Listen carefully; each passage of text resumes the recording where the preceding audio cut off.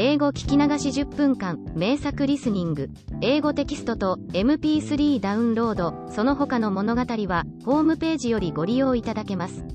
88thpp.com 88thpp.com And, as it seemed to her, blue waves nodded in a strange manner. Then she took off her red shoes, the most precious things she possessed, and threw them both into the river. But they fell close to the bank, and the little waves bore them immediately to land. It was as if the stream would not take what was dearest to her, for in reality it had not got little Kay. But Gerda thought that she had not thrown the shoes out far enough, so she clambered into a boat which lay among the rushes, went to the farthest end, and threw out the shoes. But the boat was not fastened, and the motion which she occasioned made it drift from the shore. She observed this, and hastened to get back, but before she could do so, the boat was more than a yard from the land, and was gliding quickly onward. Little Gerda was very frightened, and began to cry, but no one heard her except the sparrows, and they could not carry her to land, but they flew along the bank, and sang as if to comfort her, "Here we are. Here we are." The boat drifted with the stream. Little Gerda sat quite still without shoes, for they were swimming behind the boat, but she could not reach them, because the boat went much faster than they did. The banks on both sides were beautiful, lovely flowers, venerable trees, and slopes with sheep and cows, but not a human being was to be seen. "Perhaps the river will carry me to little Kay," said she, and then she grew less sad. She rose, and looked for many hours at the beautiful green banks. Presently she sailed by a large cherry orchard, where was a little cottage with curious red and blue windows. It was thatched, and before it 2 wooden soldiers stood sentry, and presented arms when anyone went past. Gerda called to them, for she thought they were alive, but they, of course, did not answer. She came close to them, for the stream drifted the boat quite near the land. Gerda called still louder, and an old woman then came out of the cottage, leaning upon a crooked stick. She had a large broad-brimmed hat on, painted with the most splendid flowers. "Poor little child," said the old woman. "How did you get upon the large rapid river, to be driven about so in the wide world?" And then the old woman went into the water, caught hold of the boat with her crooked stick, drew it to the bank, and lifted little Gerda out. And Gerda was so glad to be on dry land again, but she was rather afraid of the strange old woman. "But come and tell me who you are, and how you came here," said she. And Gerda told her all, and the old woman shook her head and said, "Ahem. Ahem." And when Gerda had told her everything, and asked her if she had not seen little Kay, the woman answered that he had not passed there, but he no doubt would come, and she told her not to be cast down, but taste her cherries, and look at her flowers, which were finer than any in a picture book, each of which could tell a whole story. She then took Gerda by the hand, led her into the little cottage, and locked the door. The windows were very high up, the glass was red, blue, and green, and the sunlight shone through quite wondrously in all sorts of colors. On the table stood the most exquisite cherries, and Gerda ate as many as she chose, for she had permission to do so. While she was eating, the old woman combed her hair with a golden comb, and her hair curled and shone with a lovely golden color around that sweet little face, which was so round and so like a rose. "I have often longed for such a dear little girl," said the old woman. "Now you shall see how well we agree together." And while she combed little Gerda's hair, the child forgot her foster brother Kay more and more, for the old woman understood magic, but she was no evil being. She only practiced witchcraft a little for her own private amusement, and now she wanted very much to keep little Gerda. She therefore went out in the garden, stretched out her crooked stick towards the rose bushes, which, beautifully as they were blowing, all sank into the earth and no one could tell where they had stood. The old woman feared that if Gerda should see the roses, she would then think of her own, would remember little Kay and run away from her. She now led Gerda into the flower garden. Oh, what odor and what loveliness was there! Every flower that one could think of, and of every season, stood there in fullest bloom. No picture book could be gayer or more beautiful. Gerda jumped for joy, and played till the sun set behind the tall cherry tree. She then had a pretty bed, with a red silken coverlet filled with blue violets. She fell asleep, and had as pleasant dreams as ever a queen on her wedding day. The next morning she went to play with the flowers in the warm sunshine, and thus passed away a day. Gerda knew every flower, and, numerous as they were, it still seemed to Gerda that one was wanting, though she did not know which. One day while she was looking at the hat of the old woman painted with flowers, the most beautiful of them all seemed to her to be a rose. The old woman had forgotten to take it from her hat when she made the others vanish in the earth. But so it is when one's thoughts are not collected. "What," said Gerda. "Are there no roses here?" And she ran about amongst the flower beds, and looked, but there was not one to be found. She then sat down and wept, but her hot tears fell just where a rosebush had sunk, and when her warm tears watered the ground, the tree shot up suddenly as fresh and blooming as when it had been swallowed up. Gerda kissed the roses, thought of her own dear roses at home, and with them of little Kay. "Oh, how long I have stayed," said the little girl.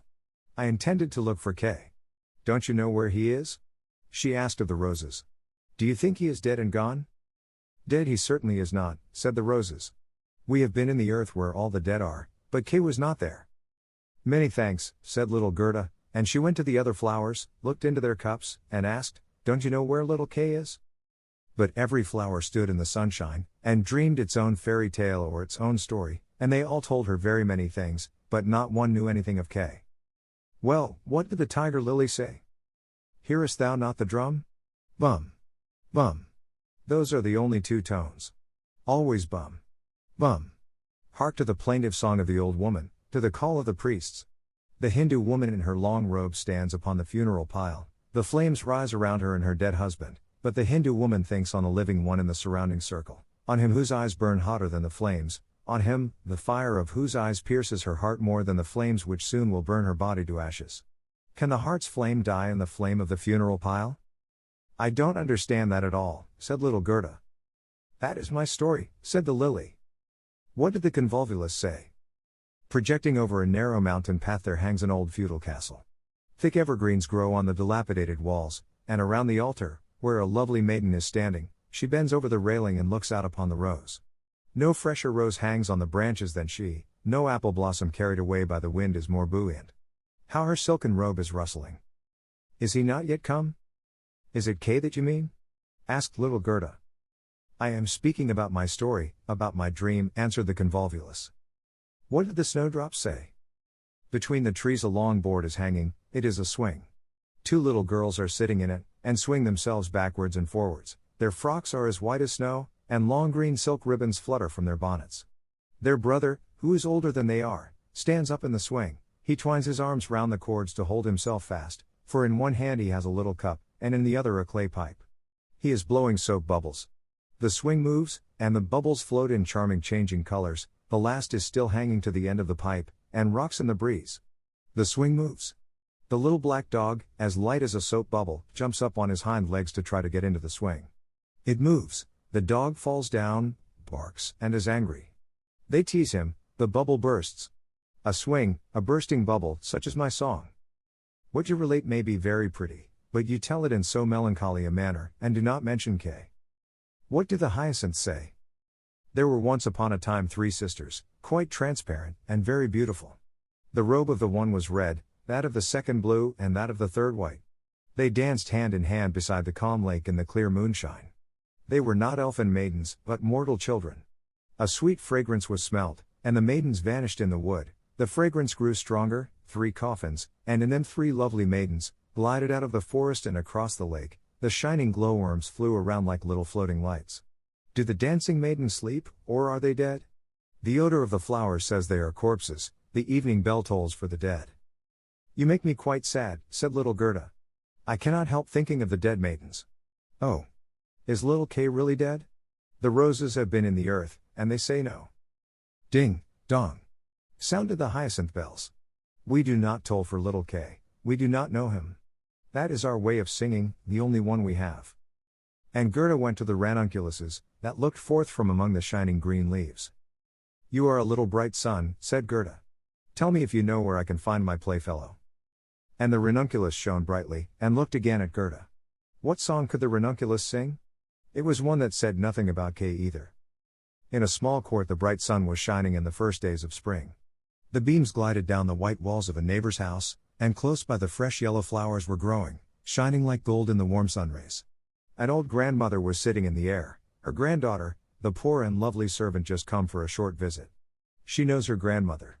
There was gold, pure virgin gold in that blessed kiss. There, that is my little story, said the ranunculus. My poor old grandmother, sighed Gerda. Yes, she is longing for me, no doubt, she is sorrowing for me, as she did for little Kay. But I will soon come home, and then I will bring Kay with me. It is of no use asking the flowers, they only know their own old rhymes, and can tell me nothing. And she tucked up her frock, to enable her to run quicker, but the narcissus gave her a knock on the leg, just as she was going to jump over it. So she stood still, looked at the long yellow flower, and asked, "You perhaps know something?" And she bent down to the narcissus. And what did it say? "I can see myself, I can see myself. Oh, how odorous I am. Up in the little garret there stands, half-dressed, a little dancer. She stands now on one leg, now on both. She despises the whole world, yet she lives only in imagination. She pours water out of the teapot over a piece of stuff which she holds in her hand. It is the bodice. Cleanliness is a fine thing. The white dress is hanging on the hook, it was washed in the teapot, and dried on the roof. She puts it on, ties a saffron-colored kerchief round her neck, and then the gown looks whiter. I can see myself, I can see myself." "That's nothing to me," said little Gerda. "That does not concern me." And then off she ran to the further end of the garden. The gate was locked, but she shook the rusted bolt till it was loosened, and the gate opened, and little Gerda ran off barefooted into the wide world. She looked round her thrice, but no one followed her. At last she could run no longer. She sat down on a large stone, and when she looked about her, she saw that the summer had passed. It was late in the autumn, but that one could not remark in the beautiful garden, where there was always sunshine, and where there were flowers the whole year round. "Dear me, how long I have stayed," said Gerda. "Autumn is come. I must not rest any longer." And she got up to go further. Oh, how tender and wearied her little feet were. All around it looked so cold and raw. The long willow leaves were quite yellow, and the fog dripped from them like water. One leaf fell after the other. The sloes only stood full of fruit, which set one's teeth on edge. Oh, how dark and comfortless it was in the dreary world. 英語聞き流し10分間、名作リスニング、英語テキストと MP3 ダウンロード、その他の物語は、ホームページよりご利用いただけます。88thpp.com 88thpp.com